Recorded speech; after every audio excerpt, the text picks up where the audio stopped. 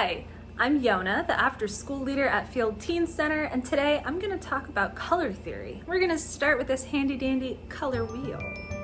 The color wheel is a way to organize colors and see their relationships to each other.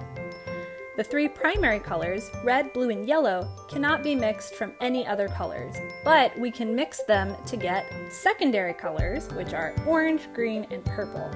And of course, you can mix any two other colors to get almost infinite tertiary colors, like our red oranges and yellow greens, and so on and so forth.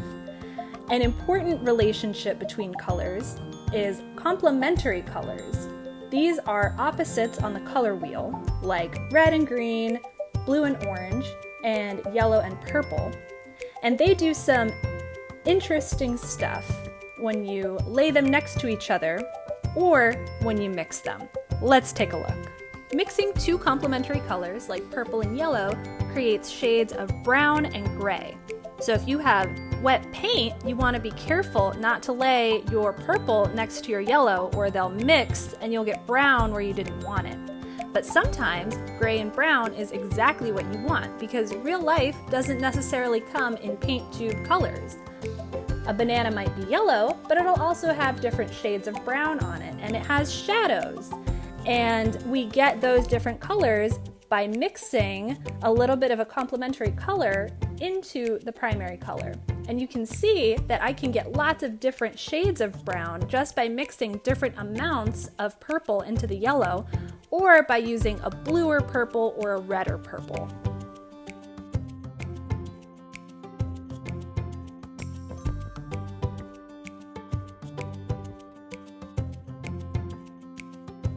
Each of these shades of green has had a tiny amount of red or purple added to it to make it a little browner or grayer. Each of the colors on the left side is a little cooler, so it's had a little bit of blue or purple mixed into it. And everything on the right is a little warmer, so it's had red or yellow mixed in with it. You can also place complementary colors next to each other to create more contrast. You can see I've used a darker orange, which is an orange with a little bit of blue mixed in, and that definitely stands out next to this sunset, but if I make the bird blue, it stands out even more than this dark orange. Thinking about complementary colors can also help us balance an image. Here I have two very similar yellow birds, and I'm shading each of them with a brown, which is to say a yellow with a tiny bit of purple mixed in. And then I'm going to use two different shades of darker brown. On the left, I have a redder brown, and on the right, I have a cooler, greener brown. To balance that out, on the redder side, on the left, I'm going to use a cooler green. And on the right, I'm going to use a warmer green that's had a little bit of a red mixed into it. And I will lay these colors next to each other so you can see the difference on the bottom there.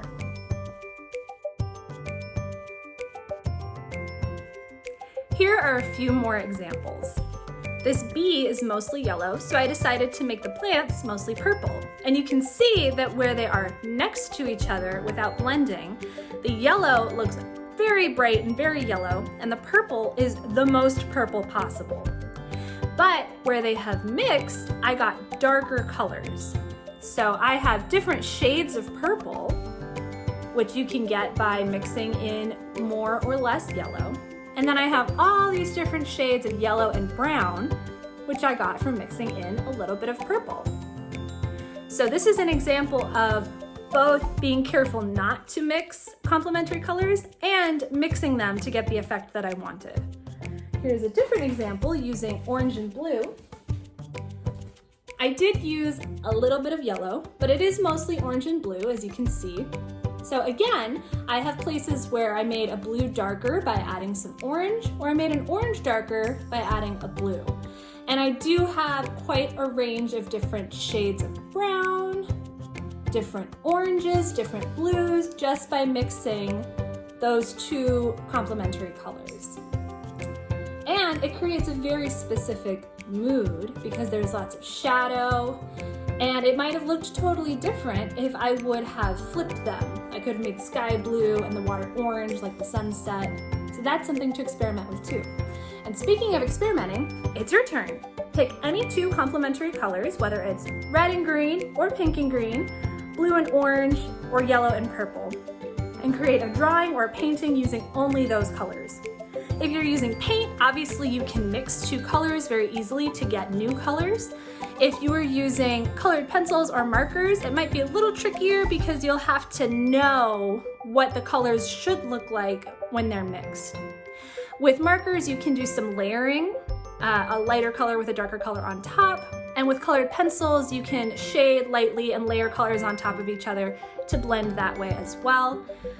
But try it out, make some mistakes, because that's how we learn. And if you're making mistakes, it means you were trying something new and you'll know more for next time. So have fun. I hope you enjoyed this video, and thanks for watching.